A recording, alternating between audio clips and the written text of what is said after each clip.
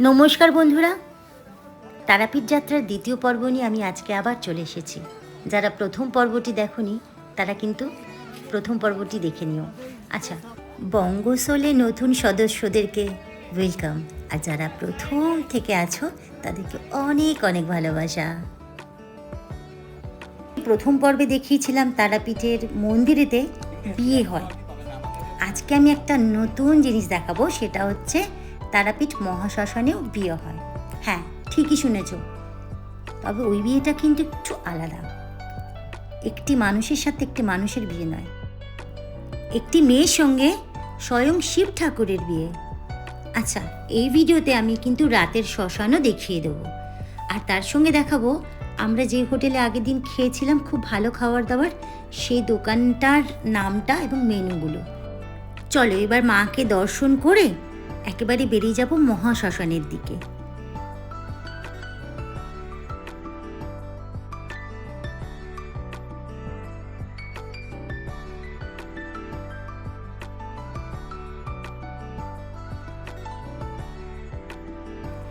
এই যে উঁচু পাহাড়ের মতো জায়গাটি দেখে কি মনে হচ্ছে?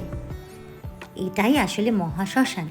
এখানে যে উঁচু হয়ে রয়েছে কালো ভস্মে, এগুলো হচ্ছে মৃত মানুষদের যে পোড়ানো হতো তারই ভস্ম।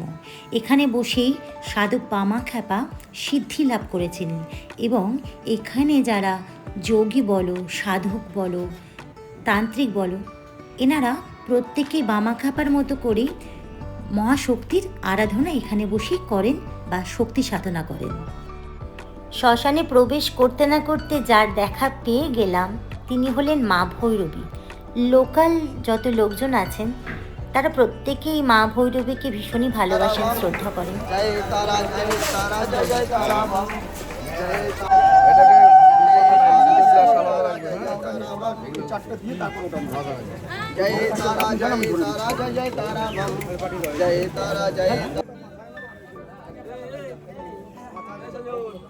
ওই সাইডে রাখতে বলো, বাবার বুকের দিকে বুকের প্রসাদী না হয়ে যায়। ওই সাইডে বাদিকে বাদিকে বলে বাদিকে এই হয়ে গেছে। আচ্ছা, এটা আপনি দেবেন। মহাশ্মশানে বাবাকে ভোগ নিবেদন কিভাবে করা হয় সেটিও কিন্তু দেখে নিলাম। আচ্ছা বলো তো, এই বিয়েটা কী কারণে দেওয়া হচ্ছে? আমারই মতন যারা এরকম বিয়ে দেখেনি তারা কিন্তু দেখে নিতে পারে।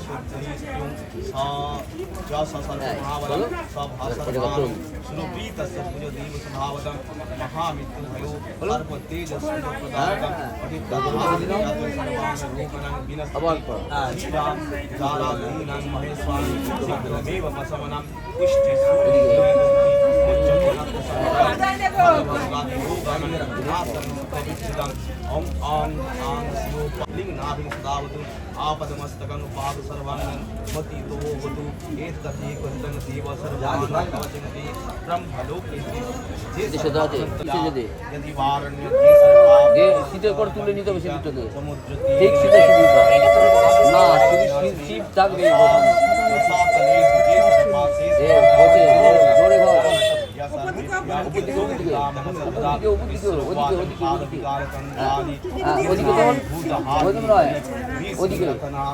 মাথাটা কেন তোল না, তুমি বুঝে ঘুরছে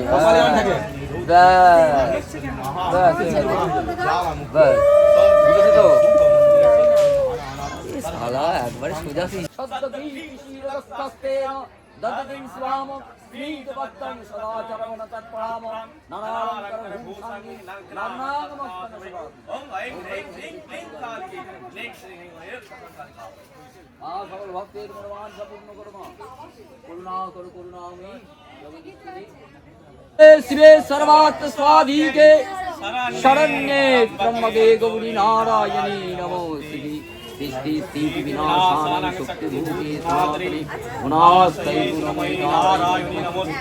सर्वबाधा विमुक्ता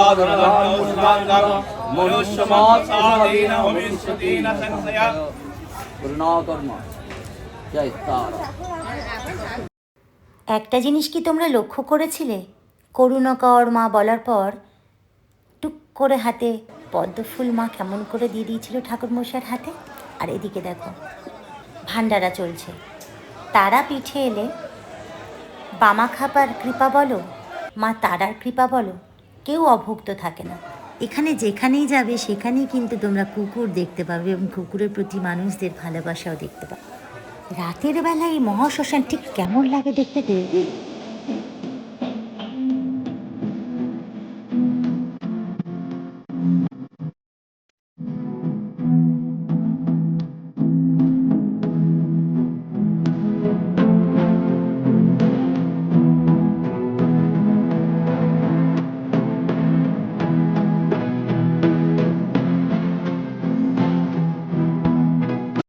শ্মশান ঘুরে ফের চলে এসেছিলাম মার্কেটেতে। ওই যে মেয়েদের মন, ছোট ছোট গয়না গাঁঠি জুয়েলারি দেখলে আমরা কি ঠিক থাকতে পারি বলো? কিনি না কিনি, দেখতে হবে। ঘেঁটে ঘেঁটে একাকার করেছিলাম পুরো মার্কেটময়। দিদি অনেক কিছু অবশ্য কিনেছিল, আমি আমার জন্য কিছুটি কিনিনি, খালি একটা ঠাকুরের সিঁদুর কৌটো কিনেছিলাম। কি সুন্দর না দেখতে বলো এই হারগুলো।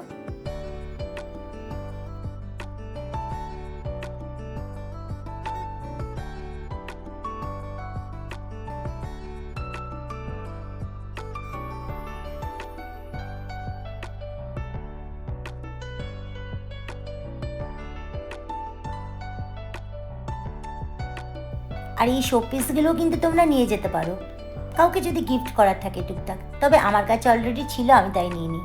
আর অনেকে দেখছি ফটোগুলো কিনে নিয়ে যাচ্ছে গিফট করবার জন্য অথবা নিজেদের মন্দিরে রেখে পুজো দেওয়ার জন্য।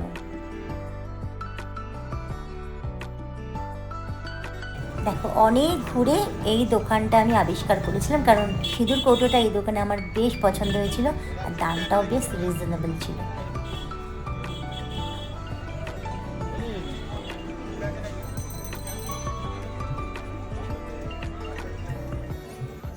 কত বললেন এটার দাম? 60। আর এই সেই হোটেল বিনা পানি, যেখানে এত ভালো ভালো খাবার পাওয়া যায় রিজনেবল প্রাইসে এবং টেস্টের তো কোনো তুলনাই হয় না। পুরো মেনু কার্ডের ছবিটা কিন্তু আমি তোমাদের সঙ্গে শেয়ার করে দিলাম। যদিও সেদিন রাত্রে আমি আমার দিদির ছেলে তাতাই খেয়েছিলাম ধোসা। বঙ্গসোরের এখনও যদি সদস্য না হয়ে থাকো, নেক্সট ভিডিও দেখার জন্য অবশ্যই সদস্য হয়ে যাও। ততক্ষণের জন্য ভালো থেকো, সুস্থ থেকো। জয় হিন্দ, বন্দে মাতারাম।